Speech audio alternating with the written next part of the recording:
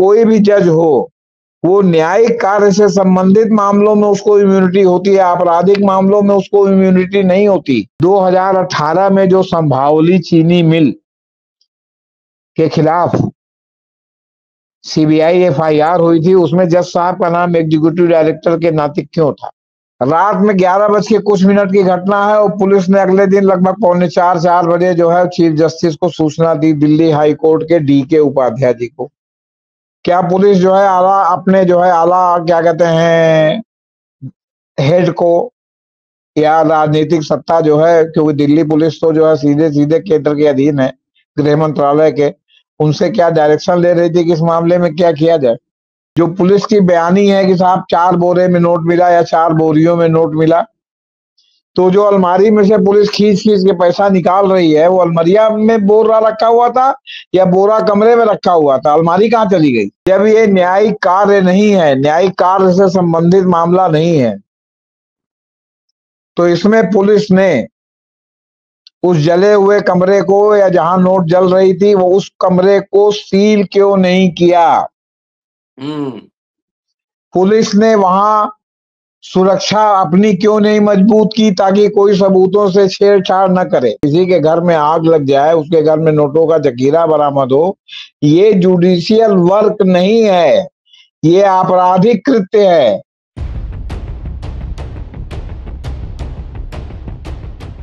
Cash at home मामला, Delhi high court के justice Yashwant Verma काफी सुर्खियों में, उनसे पूरा न्यायिक काम वापस ले लिया गया है। 3 जजों की एक कमेटी बनाई गई है, इसमें पंजाब हरियाणा हाई कोर्ट के चीफ जस्टिस, हिमाचल के चीफ जस्टिस और कर्नाटक के जस्टिस, 3 लोगों की कमेटी बनी है जो इसकी जांच करेगी। नोट का मामला है, जले हुए नोट का मामला है। यशवंत वर्मा ने इनकार किया है कि हमारे यहाँ कोई इस तरह का नोट हमने नहीं रखा है, इन आरोपों से इनकार किया है। बहरहाल सुप्रीम कोर्ट ने एक रिपोर्ट जारी की, आपने सोशल मीडिया पर देखा ही होगा, और उनसे मोबाइल फोन्स का कोई डेटा डिलीट न करने की बात की गई है। सवाल ये है, इतना बड़ा मामला हुआ, इसमें जो एजेंसी है दिल्ली पुलिस, सीबीआई, ईडी क्या कर रही है? दिल्ली पुलिस की एक महती भूमिका है, वो क्या कर रही है? चर्चा आज इसी विषय पर। दोस्तों, रतनलाल बोल रहा हूं और आप देख रहे हैं अम्बेडकरनामा। जेपी सिंह साहब मौजूद हैं पूरे तथ्यों के साथ, लेटेस्ट इंफॉर्मेशन के साथ।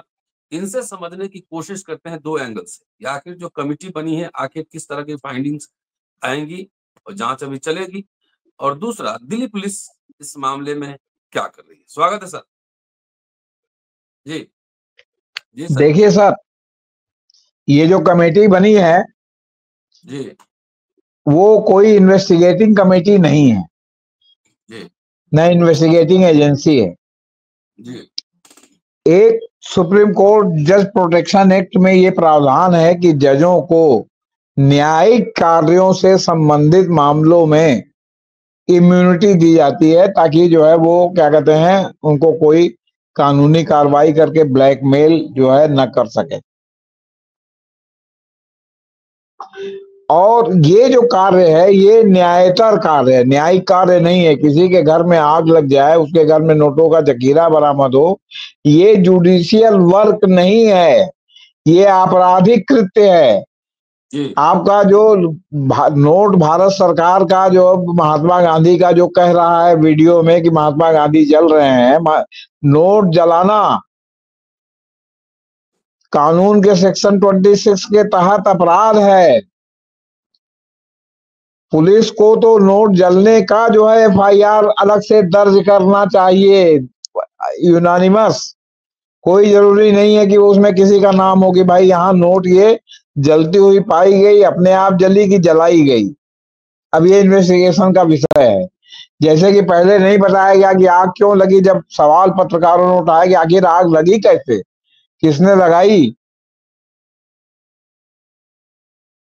तो कहा जा रहा है कि शॉर्ट सर्किट से लगी। अब सवाल है, ये भी जांच का विषय है कि शॉर्ट सर्किट से लगी कि किसी ने लगाई,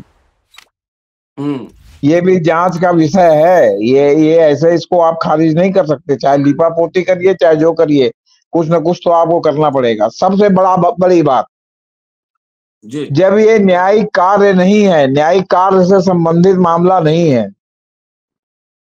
तो इसमें पुलिस ने उस जले हुए कमरे को या जहां नोट जल रही थी वो उस कमरे को सील क्यों नहीं किया?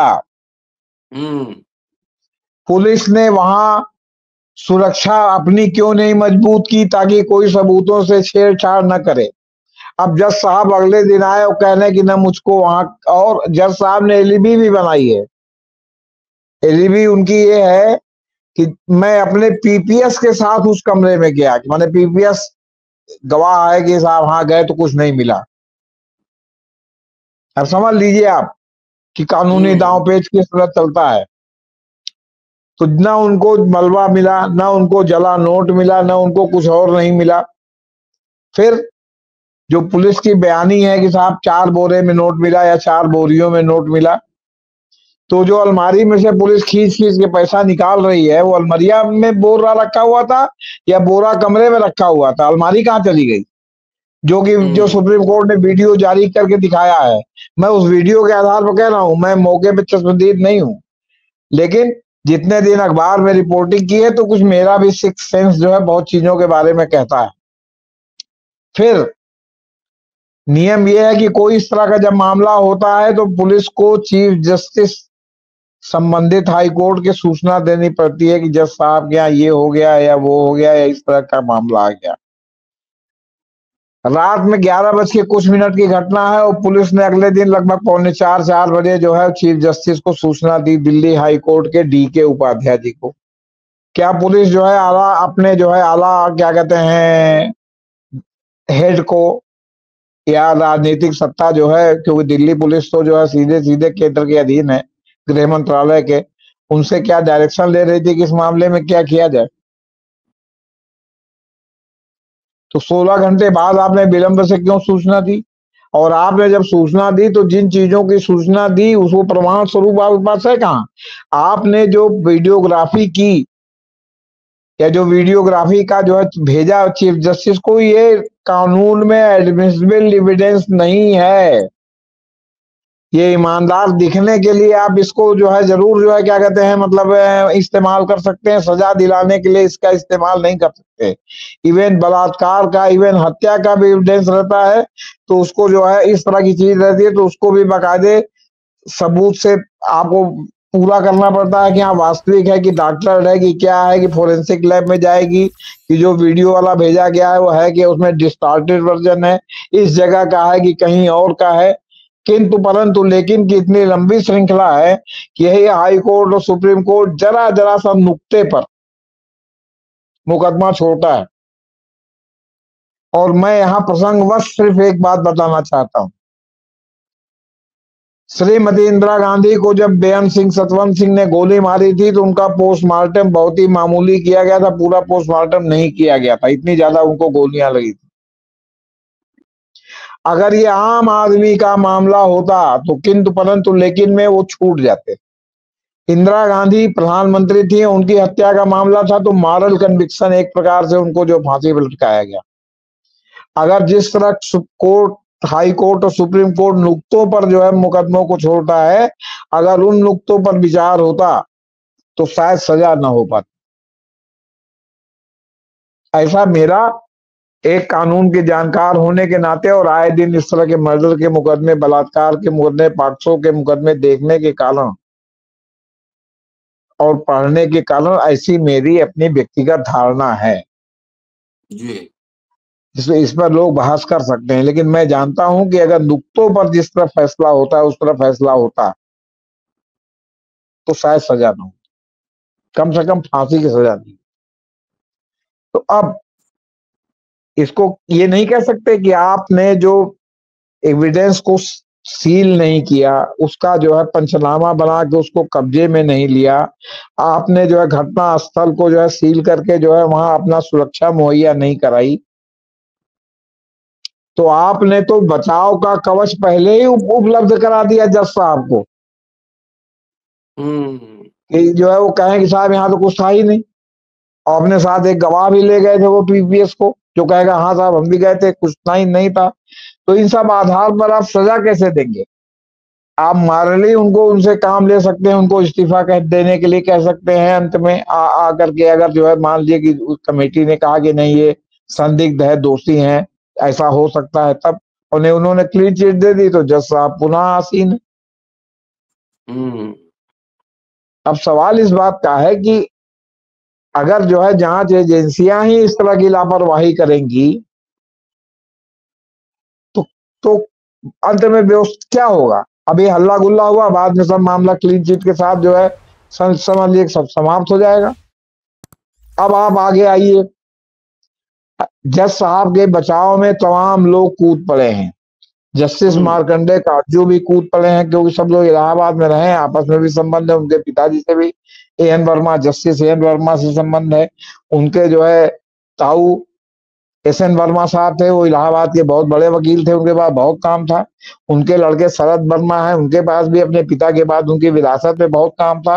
वो जज बनने का ऑफर एसएन वर्मा ने ठुकरा दिया था, एएन वर्मा जज थे। तो इतनी विरासत इलाहाबाद में है, तो इलाहाबाद में जो लोग रहे उनसे उनके संबंध भी हैं। उनको लगता है कि भाई ये तो इनको फंसाने की कोशिश है, या पाक साहब है, या अभी फिलहाल वो इनके साथ खड़े हैं। आप बियॉन्ड डाउट जब उनके ऊपर मामला सिद्ध करेंगे तब वो मानेंगे, नहीं तो नहीं मानेंगे। अब कोई उनसे ये पूछे कि 2018 में जो संभावली चीनी मिल के खिलाफ सीबीआई एफआईआर हुई थी, उसमें जज साहब का नाम एग्जीक्यूटिव डायरेक्टर के नाते क्यों था? आप बताइए हमको। उसके नाते क्यों था? वो भी लगभग 100 करोड़ रुपए के आसपास का घोटाला था। उस पर आज वो बैठा हुआ है, आप क्या कहते हैं, रिसीवर बैठा हुआ है। उसमें भी इनका नाम था एग्जीक्यूटिव डायरेक्टर के रूप में। तो वो क्यों था? वो उसमें किसने इनको फंसा दिया था? काटजू साहब तो क्या कह रहे हैं?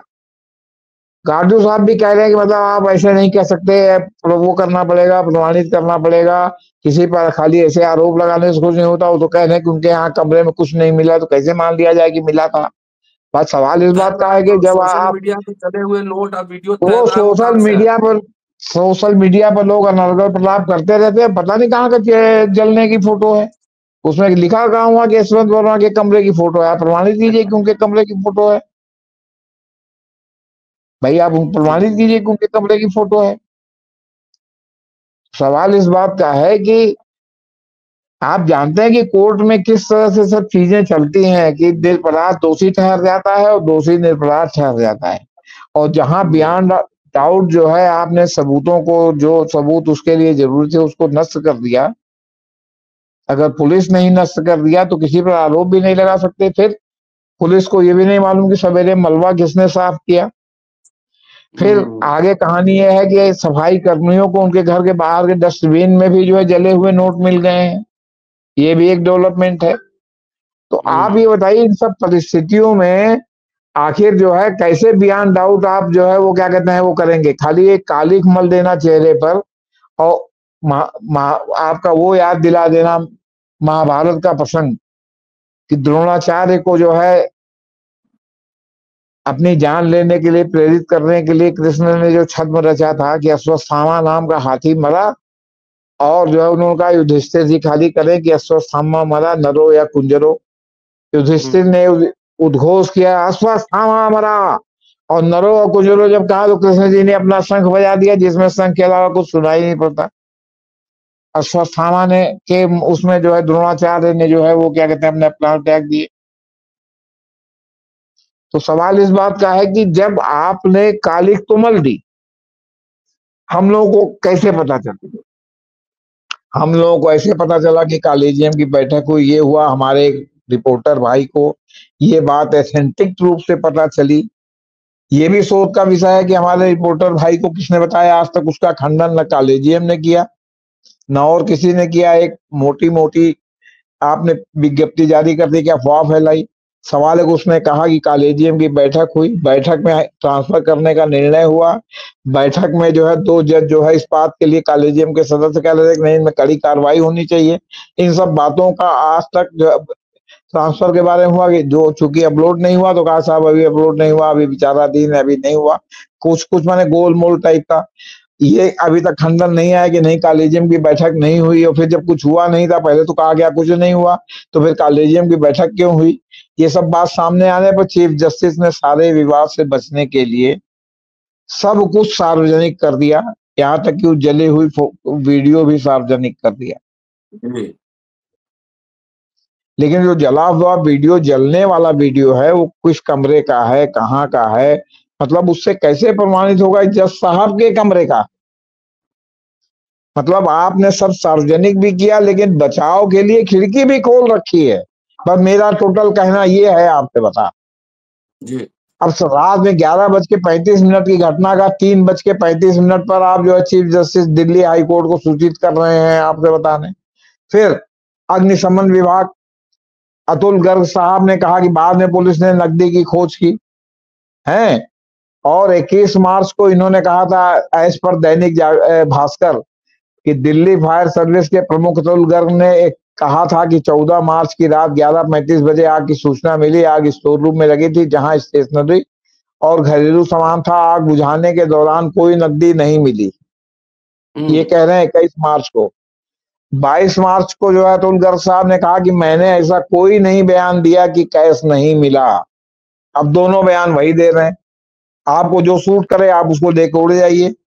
फेसबुक पर कितने लोग जो है वो जो जज साहब के समर्थक हैं या समर्थक पार्टी के हैं, भक्त मंडली के हैं, वो कह रहे हैं कि जो है क्या कहते हैं वो तो कुछ मिला ही नहीं। अतुल गर्ग ने कहा अरे अग्निशमन विभाग कहीं आग बुझाता है तो वहां बरामद करने नहीं जाता, ना उसको सील करने का अधिकार है।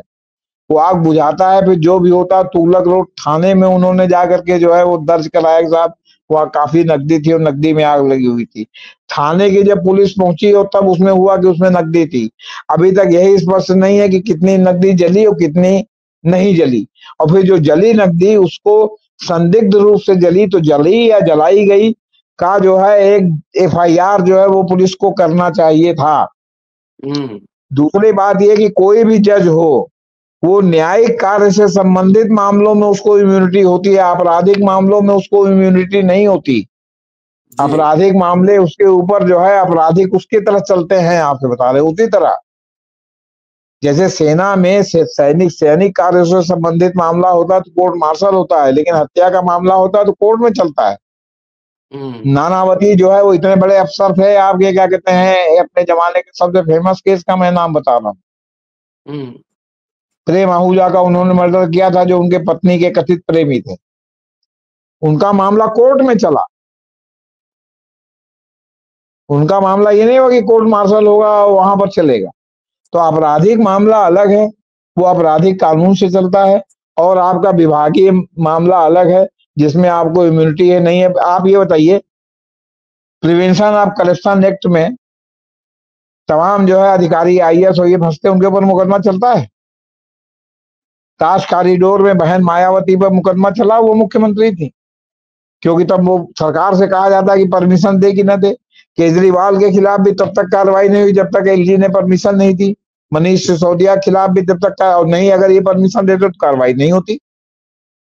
आप अपने पद पर जो आपका जो है एक है कि राजपत्रित तो उसके ऊपर जो है और कि मतलब आपको इम्यूनिटी प्राप्त है कि आप क्या कर रहे हैं क्या नहीं कर रहे हैं।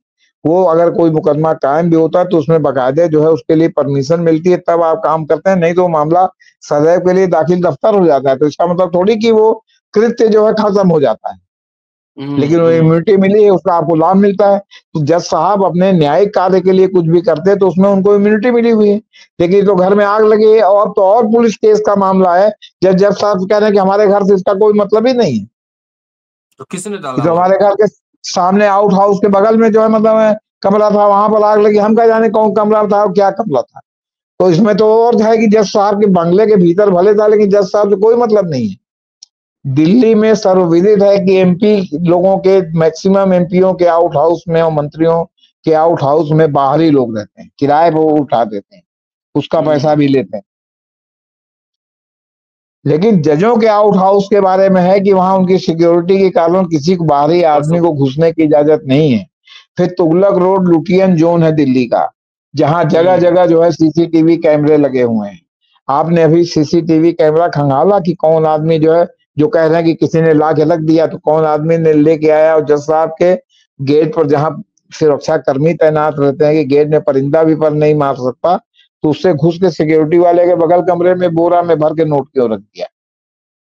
और बोरा में भरा हुआ नोट कहाँ मिलता है भाई साहब? और दूसरी बात, जो आग लगी है उसमें अलमारी भी दिखाई पड़ रही है, अलमारी में से ऐसे खींच के नोट नीचे गिराया जा रहा है, अग्निशमन वाले गिरा रहे हैं, ऐसा वीडियो में दिखाया जा रहा है, बीजेपी सिंह नहीं कह रहे हैं। वो क्या है? वो तो बोरी में नहीं दिखाई पड़ रहा, या बोरी में भर के अलमारी में रखा हुआ था। अब मतलब इतना ऐसा जो है पुलिस ने जो है खेल कर दिया है कि आप उसको इस तरफ से देखिए तो लगता है कि ये परम भ्रष्टाचार है, इस तरफ से देखिए तो लगता है कि किसी ने उनको जज साहब को फंसाने की कोशिश की है। अब आप ढूंढते रह जाइए कि क्या हुआ है क्या नहीं हुआ है। क्यों? क्योंकि फंसाने के साथ बचाने का इंतजाम पहले ही कर दिया गया है पुलिस ने, चाहे लापरवाही से किया हो या जानबूझ के किया हो। क्योंकि पुलिस इसी तरह के लूप होल छोड़ती है ताकि बड़े बड़े लोग आगे चल करके ये जो है वो क्या कहते हैं कानूनी नुक्ते के आधार पर बच जाते हैं। जी जी, चलिए शुक्रिया सर, बहुत शानदार बातचीत के लिए। और कमेटी का रिपोर्ट क्या आता है देखते हैं, इस खबर पे हमारी नजर बनी रहेगी। देखते रहिए अम्बेडकर नामा। शुक्रिया सर, थैंक यू।